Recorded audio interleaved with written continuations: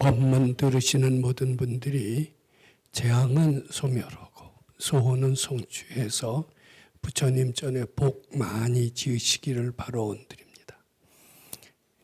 재앙을 축복으로 만드는 금강경 해설, 오늘은 제21분 비설소설분의 말씀을 드리도록 하겠습니다. 늘 제목을 강조해도 지나치지 않습니다. 오늘도 제목을 다시 한번 강조해서 말씀드리도록 하겠습니다. 즉 이게 우리가 병이라는 게 꼭 재앙이라는 생각을 하지 않았었습니다. 근데 다른 사람들이 병은 재앙이고 병들면 죽을 수도 있고 병들면 괴로울 수도 있고 이런 얘기들을 하루 듣다 보니까 병이라는 것은 나쁜 것이로구나, 이제 이렇게 우리가 자기 최면이 됐고 그런 선입견을 가짐으로써 이 병은 나쁜 것이고 재앙이로구나, 이렇게 이제 이름 지어졌고, 그렇게 이름을 짓게 되면은 진짜 재앙처럼 진전이 되는 것 같아요. 근데 비록 다른 사람들이 병이라는 것은 나쁜 거고 죽음의 원인도 되고 모든 고통의 원인도 되고 등등 이런 얘기를 많이 들었다 하더라도 우리 이제 금강경 가르침을 맡는 사람은 그 이제 착각으로 알고 자꾸 바치게 되면은 사실 그게 재앙이 아니게 되는 수가 너무나 많습니다. 경우에 따라서 그 축복으로 바뀝니다. 근데 그렇게 가르쳐 주는 데는 금강경밖에 없어요.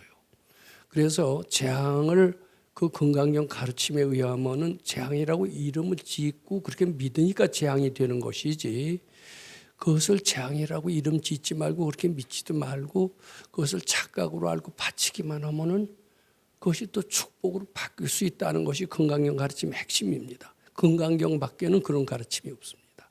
이제 이렇게 된다면 순간순간 올라오는 모든 재앙을 다 축복으로 바꿀 수 있음으로써 금생의 성불이 가능하다, 이런 논리가 이루어지는 겁니다. 즉 금생의 성불을 가능케 하는 금강경 해설, 이렇게 해도 되는 겁니다. 또 이렇게 재앙이 생겼을 때 사람은 이제 불교를 독심 믿는 사람들은 부처님은 나를 버리셨구나, 이렇게 되는 수가 있습니다. 부처님이 나를 버리셨길래 나한테 이렇게 고통을 주시지, 그러면서 부처님은 아니 계시다, 이제 이렇게 하면서 퇴타심을 낼 수가 있습니다. 근데 만약에 올라오는 재앙을 착각인 줄 알고 자꾸 바침으로써 이게 축복으로 바뀌고 건강으로 바뀌게 되면 부처님은 살아계시구나, 부처님은 나를 선호념 선부처 계시는구나, 그렇게 믿게 됩니다.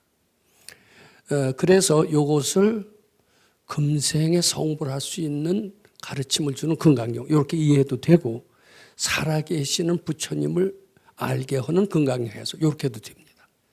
우리 금강경 하더라도요, 부처님이 살아계시는 걸 믿어야 되지 않겠습니까? 부처님이 살아계시다, 항상 선호념 선부처 계신다, 이렇게 믿게 되면은 우리는 부처님을 떠나서 살 수가 없습니다. 그런데 부처님이 어느 때는 나를 선호념 선부처 해주시지만은 대부분의 경우는 나를 선호념 해주시는 것 같지도 않고 나를 외면하시는 것 같다, 이렇게 되면은 부처님이 정말 계시는지 안 계시는지 실감을 못 느낍니다. 그리고 불교를 절대로 믿게 되질 않습니다. 근데 제가 참 금강경 한 지 꽤 오래됐고 여러 해 하다 보니까 확실히 재앙이라는 것은 재앙이라고 이름 짓고 믿게 되니까 재앙이 되는 것이지, 그것이 재앙이 아니라고 믿게 되고 그것을 바칠 수만 있다면 그것이 축복으로 되면서 모든 불쾌한 일이 사라지고 살아계신 부처님을 맞이할 수 있게 된다, 신심이 더욱 충실해진다, 이런 믿음이 있어서 이런 제목을 붙여본 겁니다. 자, 근데 그 중에서도 이제 금강경 21번인데 21번을 이제 금주하고 다음 주 이제 두 주에 걸쳐서 말씀드려보고자 합니다. 그런데 이제 금주, 오늘 말씀드릴 내용은 이런 구절이 나옵니다. 수보리야 여무르이하라, 이렇게 그런 소리 하지 마라, 이런 뜻입니다. 이를 의자죠. 그런 얘기하지 마라, 그런 생각하지 마라. 열의 작심마다 부처님이 요 소설법 바로 요 당이라는 글자를 유념해서 들어보세요. 마땅당자죠. 내가 꼭 해야 될 이야기가 있다라고 그렇게 생각해서는 안 된다 뜻입니다. 이제 부처님은 49년 설법 동안 수많은 말씀을 하셨습니다. 우리가 이제 그 불교를 배울 때 그 아함부 경전을 12년을 말씀하셨습니다. 모든 고통에서 신음하고 있는 중생들한테 그 고통을 벗어나는 길을 일깨워 주시는 가르침. 이게 이제 아함부 경전입니다. 그 12년을 말씀하셔서 그 주위에 있는 그 부처님을 따르는 모든 제자들로 하여금 고통에서 벗어나게 하셨습니다. 그 다음에 이제 그 인도에서 굉장히 중요한 문제가 4가지 계급입니다. 우리나라에도 양반 쌍놈이라는 게 한 100여 년 전, 150년 전만 해도 있었었지만 그때만 하더라도 양반이 70%였다고 그래요. 그러니까 한국은 상하가 원래 적은 민족입니다. 그래서 그 단어 스님도 그렇지만은 우리나라 사람들은 수도를 많이 오래 했던 민족이고 수도를 오랫동안 해서 많이 닦은 민족이 돼서 나중에 세계 중심 국가가 될 수가 있다. 이런 얘기까지도 하세요. 그래서 우리나라는 벌써 오래전부터 양반 쌍놈 제도가 있었고 그렇지만은 그것이 없어진 지는 상당히 오래됐습니다. 뭐 양반을 돈 주고 산다라는 것은 어떻게 보면 좋은 풍속은 아니지만 그걸로 인해서 양반 쌍 제도가 무너졌습니다. 근데 뭐 미국만 하더라도 노예 제도라는 게 얼마 전까지 있었다 그 말이에요. 그러니까 한국은 상당히 좀 수도 양반의 특성이 있는 즉 점잖은 민족이다. 이제 이렇게 저는 일단 생각을 합니다. 그런데 지금 인도는 어떠냐? 인도는 지금도 가보면요.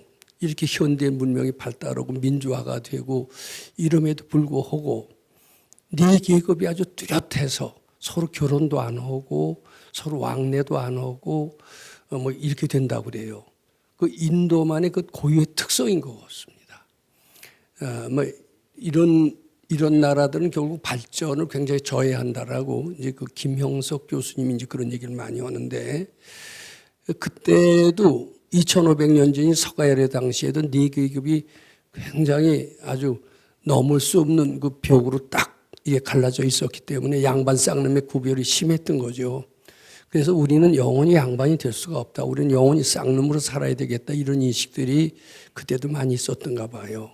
근데 그런 한이 있는 한은 밝아질 수 없음을 잘 아셔서 이제 부처님께서는 그런 사람들의 한을 풀어주시기 위해서 이제 법문하신 게 모든 것이 원인지어서 결과가 된다. 이런 법문, 그것을 방등부 법문이라고 그래서 그걸 8년을 하셨다고 그렇게 이제 불교학자들이 얘기를 합니다. 또 사실인가 봅니다. 그 뒤에는 고통이 없어지고 마음의 한이 풀어지니까 본격적으로 밝아지는 방법을 얘기하셨는데 그것이 반야부 법문이고 그것을 20년 하셨다고 그럽니다. 그러니까 이 20년을 수많은 법문을 하시니까 우리가 생각하기에는 부처님은 참 해야 하실 말씀이 너무나 많으셨구나. 아함부 법문을 12년 하시고 방등부 법문을 8년 하시고 우리들을 또 밝게 하기 위해서 반야부 법문을 20년이나 하시고 참 자비롭고 고맙고 하긴 하지만 한편으로 생각해 보면 부처님은 말씀도 많으시고 꼭 해야 될 말씀도 너무나 많으신가 보다 이렇게 생각하기가 쉽습니다. 그렇죠? 그러니까 사실은 그게 아니다. 내가 꼭 하고 싶은 얘기가 있어서 이렇게 많이 하는 게 아니다. 이제 이거 즉 내가 하고 싶은 얘기가 꼭 있고 간절한 사연이 있어서 그렇게 얘기하는 것이 아니다. 이것을 일깨워주고 싶었던 거예요. 제가 이제 이런 소리를 자주 합니다. 여기 주경야선 가행정신하러 나오십시오. 또는 때로는 주말 출가하십시오. 이것이 모든 고통에 해소되는 길이고 그리고 밝아지는 길이고 세세생생 편안하게 행복하게 사는 길입니다. 이런 얘기를 한두 번 한 게 아니라 자주 강조를 했습니다. 강조를 해서 그런지 이제 그 주말 출가하시는 분들도 늘고 주경야선 하시는 분들도 더욱더 열길돼서 하세요. 그러면서 이제 그러실 거예요. 저희는 저 브랜드가 저희 특기가 주말 출가 선전하는 게 저희 특기로구나 이런 생각을 할 거예요. 오죽 주말 출가를 권장하고 싶으면 볼 때마다 그런 소리를 하나 이런 생각을 할 거예요. 자, 근데요, 부처님도 그런 얘기를 들으셨을 거예요, 대중들한테. 근데 그런 생각하지 마라. 여무르야라. 너희들 그런 생각하지 마라. 내가 마땅히 어떤 해야 될 이야기가 있어서 이 얘기를 꼭 해서 밝게 해주고 싶은 그 얘기거리가 있어서 얘기한다고 그렇게 생각하지 마라. 이런 뜻입니다. 근데 우리는 그 말이 안 믿어져요. 부처님은 우리들을 너무나 사랑하사. 이제 기독교식으로 얘기해서 죄송합니다만은 우리를 너무 사랑하사 독생자를 주셨어요. 이제 기독교식이지만은 우리 불교 신자들은 부처님 서가 여력께서는 우리를 너무나 간절히 사랑하시오. 우리를 밝게 해 주시기 위해서 쉼 없이 하시고 또 하시고 강조해서 또 하시고 건강여의도 비슷한 얘기를 또 하시고 실무유법을 5번이나 나오고 등등 내가 꼭 해야 될 이야기거리가 있다라고 생각하지만은 그렇지가 않다라는 여기 막작신념이라는 나옵니다. 나는 실로 헐레기가 없다. 그러면서 이제 결론적으로 무법가설이 심형설법이니라 이제 이렇게 결론을 많이 맺는 겁니다. 1차적인 결론입니다. 사실 나는 꼭 이야기해야 될 어떤 이야기거리가 있는 것이 아니다. 이런 뜻입니다. 이 얘기 안 해도 너희들 다 제도하게 할 수가 있어. 너희들 다 밝게 할 수가 있어. 이런 뜻이 됩니다. 이제 또 이런 생각을 합니다. 부처님은 우리들이 밝아지는 것을 아마 소원하시나 봐. 다른 욕심은 없으셔도 우리 중생 제도 욕심은 있으신 것 같아. 그러니까 그렇게 밝게 해 주시기 위해서 반야부 법문을 20년이나 하시지. 우리 이런 생각할 수가 있습니다. 그런데 이제 부처님한테는 이제 그런 질문을 하시면 우리 중생들 너무나 사랑하시오.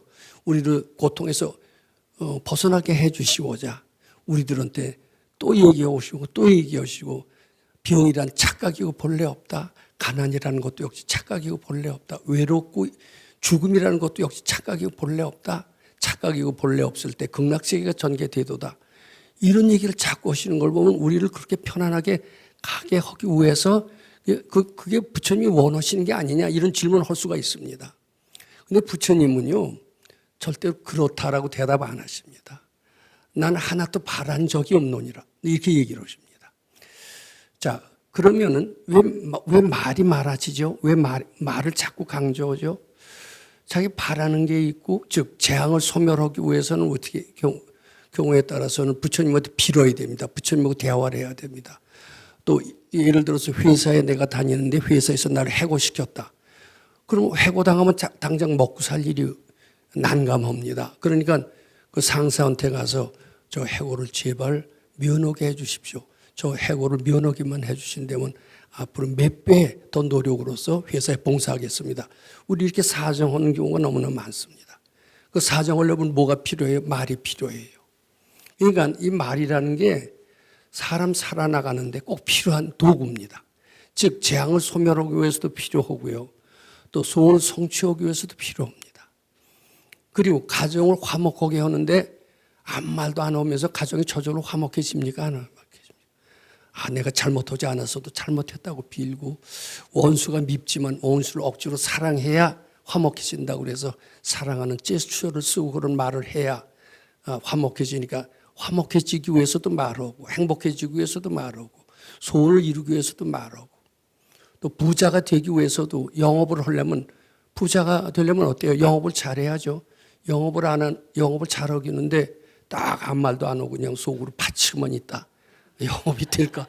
그렇게 해서 영업이 잘 된다면 다 바칠 겁니다. 근데 우리는 그걸 안 믿습니다. 그러니까 부지런히 세일즈하러 나가고 오늘도 나가고 내일도 나가고 그 사람이 감동할 때까지 계속 말을 많이 하게 되는 겁니다. 말이라는 게 재앙을 소멸하는 데도 필요하고 소원을 성취하는 데도 필요하고요. 또 저는 선생님들을 오래 했지만은 학생들을 가르치는 데도 말이 필요해요, 안 필요해요? 말 하나도 안 하고 여기서 PPT만 돌린다? 절대로 학생들의 실력이 늘지는 않습니다. 그리고 중생을 제도하려도 법문이 필요해요, 안 필요해요? 본문 원래 말이 필요합니다. 꼭 필요한 말이라는 게 있구나. 우리는 이런 생각을 합니다. 근데 이 결론이 뭐냐면요. 무법가설의 심형설법이니라. 꼭 필요한 말이라는 게 없다라는 거예요. 근데 이 말을 믿기가 정말 어렵습니다. 말이 꼭 필요한 것 같아요. 근데 저희는 이제 중학교 때 이제 그런 얘기를 들었습니다.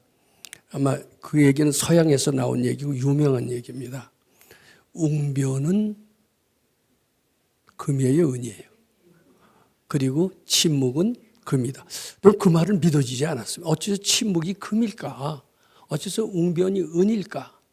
웅변을 해야 사람이 감동하잖아요. 침묵하면서 감동하는 사람 봤습니까? 아무리 봐도 침묵에는 감동하지 않습니다. 또 진급을 시켜주더라도 또 상여금을 주더라도 말 잘하는 사람, 이런 사람한테 상여금을 주죠. 어떻게 침묵이 금이냐? 저는 이런 얘기를 이해할 수가 없었어요. 근데 전 차츰 이 이야기를 이해하게끔 변했습니다. 근데 제 얘기를 하는 게 가장 실감이 날 거예요. 이런 얘기를 그냥 말로서 꽤 맞출 수도 있었어요. 근데 저는 어떻게 이과를 해서 그랬고, 이과는 취직이 잘 되는 학과입니다. 그러니까 누구한테 가서 비비지 않아도 되고요. 말을 현란하게 잘 안 해도 취직이 잘 돼요. 그래서 이과 출신들이 말하는 데는 되게 좀 둔합니다. 본래 소질이 없어서 그런 게 아니라 그럴 필요가 별로 없어요. 자기 기술만 잘 익히면 취직이 잘 돼요. 근데 문과는 취직이 안 되니까 말로서 없는 말, 있는 말 다 해서 거짓말도 좀 섞어가면서 장사하는 게 문과죠. 이제 그렇게 해서 그 사람들은 거짓말도 잘하고 말을 잘하게 되는 수가 많은 것 같습니다. 그래서 저도 그게 싫었어요. 말 없이 조용히 내 묵묵히 일만 잘하면 잘 살 수 있는 이과를 저는 택했던 것 같습니다. 말 없이도 잘 될 수 있는 길이 있을까? 저는 그게 궁금했습니다. 침묵은 과연 금일까? 근데 제가 이제 그 침묵이 금이라는 것을 서서히 깨치게 되고, 이 이야기를 실감나게 이해했던 것은, 제가 무료급식을 시작하면서부터 비로소 이 얘기가 굉장히 실감나게 느껴졌습니다. 이 무료급식이라는 게 사실은 그 굉장히 하기 쉬운 결단이 아닙니다. 무료급식을 하려면 장소가 있어야 돼요. 그리고 무료급식은 계속 무료로 제공을 해야 되니까 약간의 자금이 있어야 됩니다. 그 다음에 뭐가 필요하냐면 그 봉사원들이 필요해요.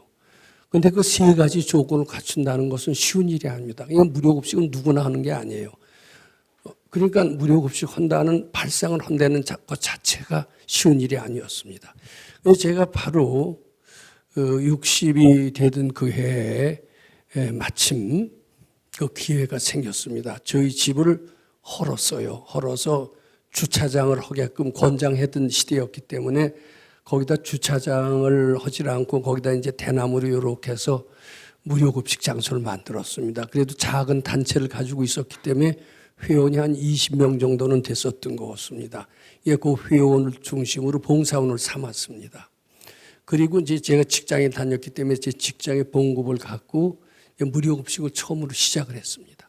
전 그 동네 이사 온 지 한 30년이 됐습니다만은 30년이면 서울에서 굉장히 터줏대감인데 무료급식 시작을 할 때 내 웬 놈이 와서 남의 동네에 와서 무료급식에 판을 벌리느냐 하고 조금 오래 살았던 사람이 아주 그 텃세를 부리기 시작했습니다. 텃세? 내가 더 오래됐어. 이렇게 그냥 쑥 들어가더라고요. 자, 그 다음에 무료급식을 하는데 서울 사람들은 잘 안 와요. 그래서 나중에는요, 전단지까지 만져서 돌렸습니다. 그런데, 전단지 만져 돌리니까 얘네들이 무료급식하면 뭐 정부로부터 큰 돈이나 받는 줄 알아요. 이게 좋은 일 하기도 어렵더라고요. 굉장히 오만했었습니다. 뭐 와서 7그릇 먹고 배달도 시키고 뭐 등등. 근데 우리가 마음 닦으려고 했기 때문에 이제 그런 모든 수모를 다 참아가면서 무료급식을 서서히 시작을 했습니다. 근데 제일 큰 걱정이 뭐냐 하면은 끝도 없이 사람이 몰려들면 그 자금을 어떻게 충당하냐. 그리고 이 사람들을 비록 굉장히 버릇없이 놀지만은 부처님처럼 잘 모시라는 게 우리 가르침의 핵심이기 때문에 안이 꽂고 치사하고 이래도 부처님처럼 어떻게 잘 모실까, 이게 굉장히 어려운 문제였습니다. 근데 그거를 허락하는 우리 스승의 간곡한 부탁이 있어서 저는 무료급식을 아주 저의 절체절명의 과제로 생각하고 용감하게 밀어붙이기 시작을 했습니다. 근데 마음을 딱 내니까요, 하늘이 바로 돕더라고요. 무료급식 딱 시작했는데 저희는 본래 입을 벌려서 우리를 자랑하려고 하질 않고 그러는 것은 굉장히 우리 가르침에 위배된다고 생각했습니다. 드러내지 않으려고 했습니다. 무주상보시 정신을 실천하려고 했습니다. 무료급식은 무주상보시 정신으로도 통합니다. 기독교에서 말하는 왼손이 하는 일을 오른손이 하지 못하게 하는 그것과도 통합니다. 그래서 우리를 드러낸다고 하지 않았었는데 참 그게 하늘이 도왔는지 주간조선 기자가 와갖고서는 크게 주간조선에 아주 대문짝만큼 실려줬던 것 같아요. 교수가 자기 집을 헐고 무료급식을 시작한다. 그것이 뉴스거리가 됐던 것 같아요. 보통 사람이 무료급식을 했으면 뉴스거리가 안 되는데 교수가 자기 담장을 헐고 무료급식을 한다. 이게 주간조선의 뉴스거리가 된다라고 보고 기사가 실려주고 난 뒤에는 저는 처음으로 매스컴에 등장하는 인물로서 서서히 이제 하게 됐습니다. 그러니까 거기서 대기업의 어떤 사람들이 와서 그때 100만 원이면 지금 100만 원보다 컸습니다. 25년 전이니까요. 이제 이것이 차츰 되니까 그 시장이 가깝습니다. 거기서 시장 상인들이 저절로 갖다 줘요. 과일 가게에서 그냥 갖다 주고 떡 장사 그냥 갖다 주고 이렇게 되면서 그것이 소문이 나니까 조계사에서도 소문이 났어요. 그래서 조계사에서 쌀 주고 국수 주고.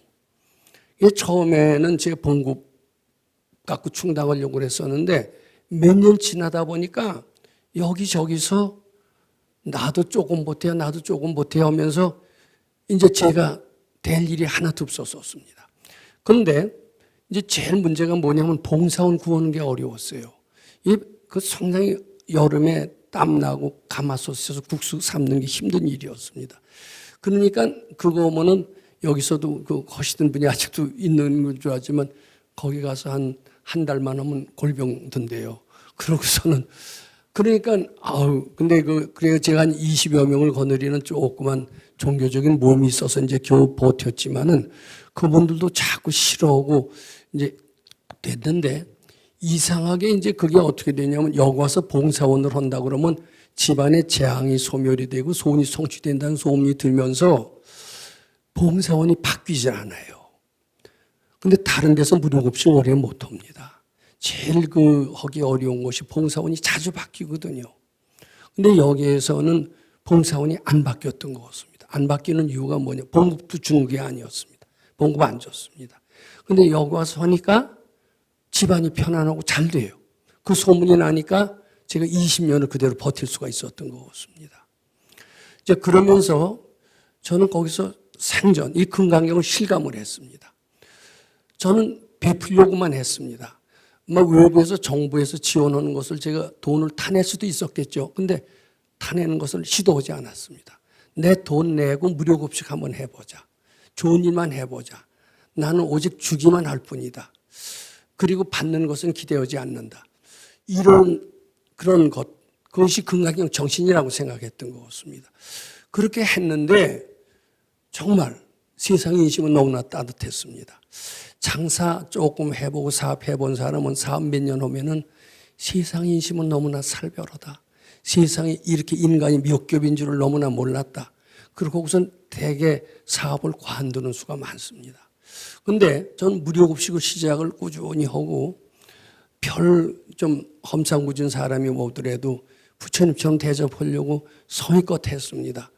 그랬는데 이게 감동을 주던데요. 또 물론 아침 저녁으로 금강경 일곡하면서 쭉 했는데 점점 시장 상인들이 오고 그 뒤로 매스컴에서 굉장히 거의 사흘 돌이라고 할지 아주 그때 매스컴에서 등장한 그 매스컴 출연 횟수를 보니까 40여 회가 넘었어요.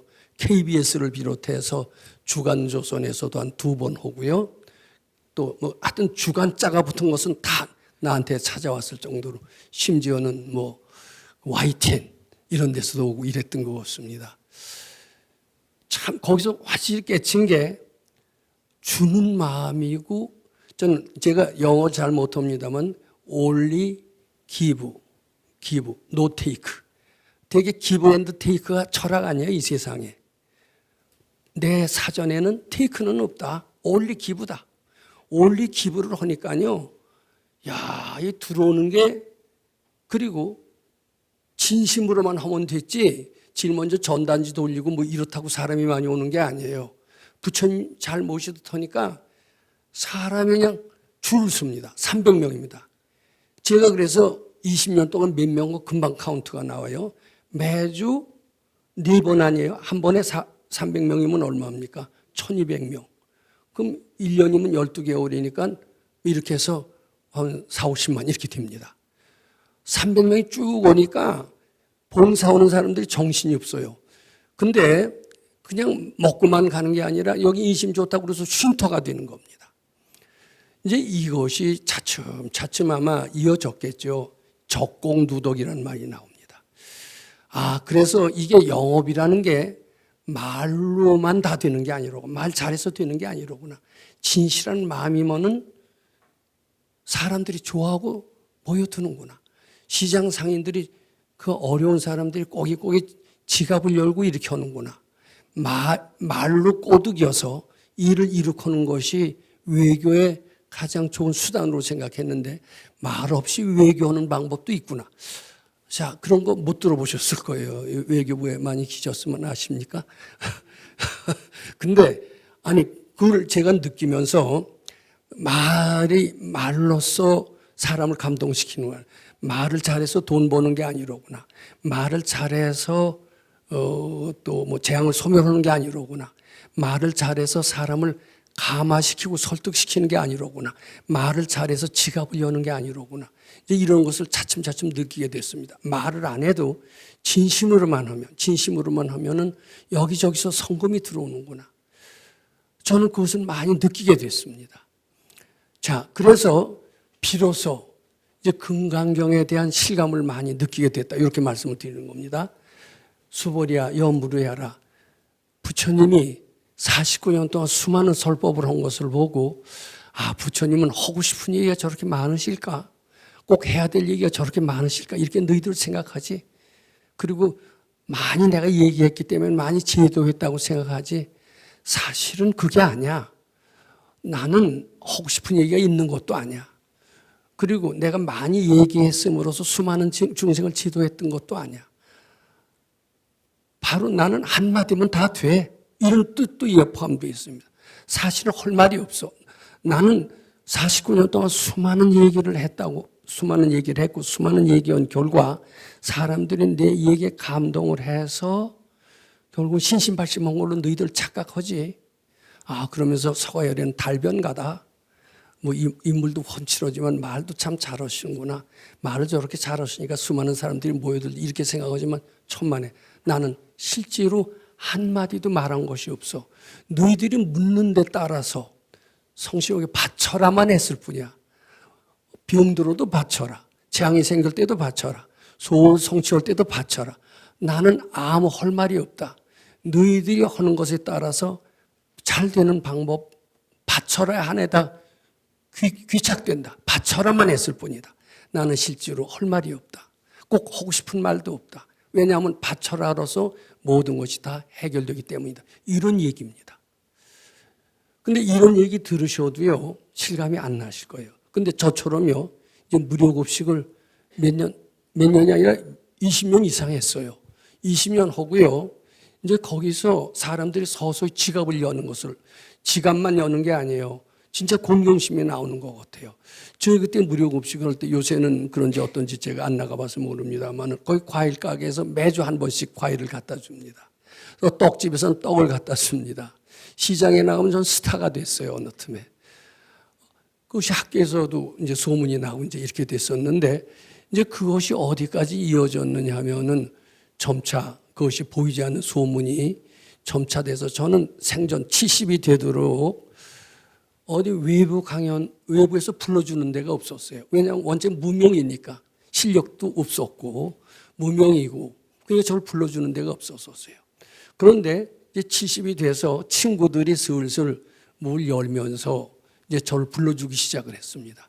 근데 이상하게 친구들이 기라성 같은 학자들, 교수들을 불러서 이제 불교를 갖다 새로운 불교를 갖다 일러주는 어떤 사명감을 가지고서는 말하자면 새로운 이제 불교를 표방하면서 이제 종로에다가 큰 방을 얻어서 이제 했는데 다른 사람 건 다 안 돼도 내 거는 되는 거예요. 그래서 야, 난 외부 강의 처음 했는데 어떻게 내가 이렇게 나한테 사람들이 모여드나 그렇게 생각했습니다. 근데 그것도 이제 시샘을 내는 사람이 있어서 거기서도 밀려 나왔는데 그 뒤로 이제 동국대학교에서 불려주는데 이 동국대학에서 기라성 같은 교수님이 와서 강의했을 때는 인기가 없었는데 저는 완전히 무명입니다. 무명인데 동국대학교에서 처음 했을 때부터 저는 사람들이 많이 왔습니다. 특히 스님들이 많이 왔습니다. 그리고 부산 가는 차표까지도 연기시켜가면서 제 강의를 듣고 가는 걸 보고 저는 별천지 온 것 같았었어요. 저는 알다시피 이과 출신이고 말하려는 연습도 해본 적이 없었고 학교 연구 발표는 여러 번 했어도 이 불교 강연을 해본 적이 없었습니다. 그런데 서서히 친구들이 불러주더니 이제 그것도 거기서도 잘리고 거기도 시샘하는 사람들이 있더라고요. 그다음에 동국대학교에서 불러줬는데 거기서 잘 됐는데 거기서도 또 반대하는 데가 있어 잘렸습니다. 그래서 이제 백수로 놀고 있는데 그 뒤부터는 또 방송국에서 불러주기 시작했어요. BTN에서 불러준대요. 근데 그것은 대단한 영광입니다. 전 불러주는 줄만 하고 그랬더니 그 뒤에는요, 제가 인기 강사가 됐어요. 지금 한번 조회해 보세요. 인기 강사 넘버 1, 2, 3 안에 다 들어가. 근데 그러면서 저절로 지갑을 열고 제 돈 내라고 안 그럽니다. 당신이 뜻이 훌륭한데 당신 도와주고 싶소. 자, 이렇게 체험을 하니까 이 말이 실감이 나요, 안 나요? 내가 꼭 얘기할 거리가 있어서 얘기를 해서 사람들을 수많은 사람을 신신발심시켰다고 너희들은 그렇게 얘기할 것이다. 그런데 제 경우나 똑같습니다. 저는 말하려고 해서 한 게 아니라 방송국에서 불러줘서 나갔던 겁니다. 내가 나간다고 해서 방송국에서 절대로 오케이를 안 해요. 어느 정도 자격이 됐다라고 보니까 나오라고 했겠죠. 근데 나오고 나서도 그저 부처님 시봉하려고 정성껏만 했는데 그것이 이제 감동이 돼갖고선 지갑을 열고 이젠 우리는 가난하지 않은 법당이 되었던 것 같습니다. 그리고 이제 그것보다도 이런 이야기를 이해할 수 있는 정도가 되어서 제가 참 건강경 해설을 제대로 할 수 있게 됐다. 꼭 돈을 모으는데도 우리가 세일즈를 하고 영업을 하고 어떻게 보면 거짓말도 하고 이렇게 해서 잘해야 사람들이 모여들고 그리고 지갑도 열고 이러는 줄 아는데 그게 아닌 것을 알았어요. 진심으로 부처님 시봉 잘하겠습니다 하면은 사람들도 모여들고 지갑도 열고 부자도 될 수 있고 경우에 따라서는 큰 부자도 될 수 있겠구나 이런 생각을 하게 됐던 것 같습니다. 그럼 말이라는 게 꼭 필요하냐? 그러니까 뭐를 느끼게 됐느냐 하면요. 웅변은 금. 아니야. 노. 웅변은 의요. 역시 침묵이 금이로구나. 나발나발하고 말 많이 하고 말 잘하는 거 그런 사람 좋아했는지도 모릅니다. 근데 그게 옛날 도인들의 어른들의 말씀처럼 분별을 계속 연습하는데 불과하구나. 이제 이렇게 이해가 됐던 겁니다. 참고적으로 이 수도인의 네 타입에 대해서 이제 제가 한번 말씀드려보고자 합니다. 우리 중생은 본래 분별심이 많은 사람입니다. 사랑과 미움. 이게 이제 가장 분별심의 대표입니다. 그리고 이제 자기 친한 사람은 사귀려고 그러고 미운 사람은 멀리 하려고 그러고 아상이 생기니까 남의 것도 내 거로 만들려고 그럽니다. 내 거로 만들려고 하니까 가지가지 궁리를 많이 하게 돼요. 근데 이제 분별심이 많은 사람이 저 중생의 특징입니다. 이런 분별심이 많은 사람은 말도 많다. 이렇게 됩니다. 근데 우리는 이렇게 말이 많고 분별심이 많으면 재앙의 원인이 된다는 것을 배웠습니다. 그래서 우리 이 법당에서는 그 생각이 착각인 줄 알고 자꾸 바치라고 했습니다. 재앙이 된다는 것도 착각으로 알고 바치라고 그랬습니다. 자꾸 바치다 보고 건강을 읽으니까 여기 오신 분들이 한결같이 마음이 편안해지는 것을 느낀다고 그럽니다. 그건 공통적으로 다 그렇습니다. 그런 사람은 분별심이 쉰 사람입니다. 분별심이 쉰 사람. 근데 이게 이제 여기는 중생입니다. 중생이 이걸 양락소법자라고 그렇게 얘기할 수가 있습니다. 이제 분별심이 쉬면은 요거는 이제 소승인이 되는 거죠. 근데 점점 더 분별이 쉬워요. 쉬면은 아주 행복감을 느끼고 환희심을 느낍니다. 이제 요것은 분별심이 녹은 사람이라고 표현합니다. 아마 이런 것을 아마 초견성 또는 견성이라고 얘기할지도 모릅니다. 분별심이 많이 사라진 이런 상태를 얘기합니다. 세상에 나가서도 큰 일을 이룰 수 있는 사람이다. 이렇게 보면 됩니다. 근데 이제 분별심이 아주 없어진 사람이 있어요. 없어진 사람은 이게 아상이 착각인 줄 알고 나라는 것이 착각인 줄 알고 완전히 없어진 사람. 이제 요새 불교식으로 하면 견성 도인이다. 이렇게 저는 말씀드리고자 합니다. 또 우리 금강경에 나온 대로 항복기심이 된 사람이다. 이렇게 말씀드리고 싶습니다. 자, 이렇게 되면은요, 요때는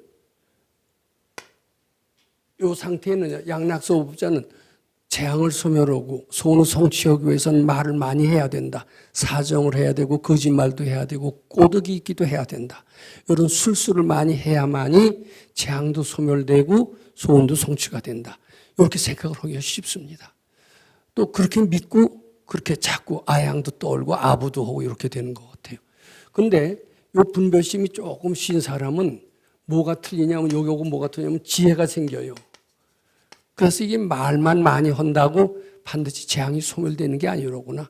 부처님한테 아무리 빈다고 소원이 성취가 되는 것이 아니로구나. 이 말이 다가 아니로구나. 말 이상의 재앙을 소멸하게 하고 말 이상의 소원을 성취하게 하는 그 무엇이 있다라고 차츰차츰 느끼게 되는 것. 이것이 바로 분별을 쉰 사람의 특징입니다. 그 다음에 이 분별이 더 자꾸 바치다 보면 완전히 녹아서 환희심이 나고 그리고 행복감을 느끼게 되는 수가 있습니다. 이렇게 되면은 이게 말이 적게 해도 다 되는구나. 뭐 정말 그때는 침묵이 확실히 금이로구나. 이것을 느낍니다. 말 한마디 안 해도 돼요. 그래서 조선시대에 어떤 아주 슬기로운 사람이 있었대요. 근데 그건 우리 선생님께서 해주신 말씀입니다. 그런데 그는 한자를 몰랐답니다. 그러니까 글을 잘 못 읽으니까 이제 주로 문답식으로 하는데 그 옛날에 과거에 붙지 않았어도 변수를 하는 그런 시스템이 있었던 것 같아요. 근데 그 한자를 잘 몰랐지만은 상당히 지혜로워서 벼슬을 했는데 그는 말을 그렇게 잘하는 사람이 아니래요. 근데 딱 두 마디를 갖고 일생을 살았답니다. 네와 네? 그 다른 말이 필요가 없대요. 두 마디만 하면 아무 말도 안 하고서도 일생을 살 수가 있었고 우리 말 많이 하는 게 사람을 더 복잡하게 한다는 겁니다. 이제 그 사람이 이제 분별심이 녹은 사람이 되는 거죠. 그다음에 분별심이 아주 없어진 사람. 이제 말하자면 이런 서가열의 같은 부처님 같은 분, 이런 우리 선생님 같은 훌륭한 도인은 말이 큰 성공을 이루는데 핵심 키워드가 핵심이 아니라는 것을 잘 압니다. 그죠? 부처님 시봉 잘하겠다 그러면 다 되는 거예요. 말을 잘해서 되는 게 아닙니다. 그러니까 그런 사람은 무법가설, 설법, 요 앞에 설법자라는 말이 있습니다. 설법자는 무법가설이 심형설법이니라 이렇게 되는 겁니다. 참 설법한다라는 사람은 요 얘기는 꼭 해줘야 되겠다. 이야기거리가 꼭 있는 사람, 이런 사람은 참 설법자가 아니란 얘기입니다. 사실 큰 성공을 이루는 데는 꼭 말이 필요한 것은 아니다. 이런 철학을 가지고 있어야만 된다. 이런 뜻이 됩니다. 근데 우리는 말이 꼭 필요하다고 보죠? 그러니까 있는 말 없는 말 다 해서 재앙소멸하고 손성치려고 그래요, 안 그래요? 근데 하고 나면 말대로 되는 게 아니라 허탈밖에 남는 게 없다 이거예요. 잘 바치기만 하면 된다는 뜻입니다. 이 얘기가 그저 불교에서만 필요한 얘기가 아닙니다. 세상을 사는데 꼭 필요한 얘기예요. 그래서 저는 얼마 전에 우리가 설악산에 갔을 때도 그랬지만은 해외여행을 도반들하고 같이 가는 수가 많습니다. 저는 근데 혼자 갈 때는요, 절대로 날씨가 쾌청해지기를 바라질 않습니다. 저 비진마저도 좋아요. 혼자 갈 때는 어때요? 근데 여러 사람이 같이 갈 때 제가 책임자가 되면은요, 여러 사람이 이왕이면 비 오는 것보다는 쾌청해지는 게 좋아하시는 것 같아요. 그래서 여러 사람, 모든 사람을 쾌청하게 해서 기쁘게 해드리길 바라는 이런 원은 욕심이 아니라고 생각합니다. 이제 그런 원을 세우면요, 이상하게 그렇게 되는 여러 가지 실감나는 사례를 발견했습니다. 이게 하늘한테 내가 아무리 미사력으로 써서 꼬드기고 쾌청하게 해 주십시오. 하늘이 말 들을까요? 안 들을까요? 웃기는 소리 하지 마라. 하늘은 그런 말이 안 통합니다. 하늘이 통하게 하는 말은 진심입니다. 진실입니다. 말 갖고 되질 않아요. 그래서 여기에요, 참설법자는 말로서 하는 게 아니다. 그래서 말로서 진리가 밝혀지지 않는다 이런 얘기를 했고요. 또 말 없어도 원만 잘 세우면은 큰 성공은 말로서 되는 게 아닙니다. 진실로 받침으로써 되는 겁니다. 자, 그래서 이제 정리의 말씀을 드린다면은 우리는 재앙을 소멸하고 소원을 성취하고 각종 부귀영화를 누리기 위해서, 또 화목을 이루기 위해서, 또 중생을 제도하기 위해서 반드시 말이라는 도구가 꼭 필요한 걸로 알고 말을 잘하는 기술을 배워서 성공했다는 여러 가지 사례들을 많이 들어서 알고 있습니다. 그런데 사실은 성공의 요체는 말이 아니었습니다. 진심이었습니다. 오로지 부처님 시봉 잘하기를 바라는 그 한 마음이면 말 잘 못해도 됩니다. 말 안 해도 됩니다. 침묵의 금을 발휘할 수 있다. 이렇게 정리할 수가 있겠습니다.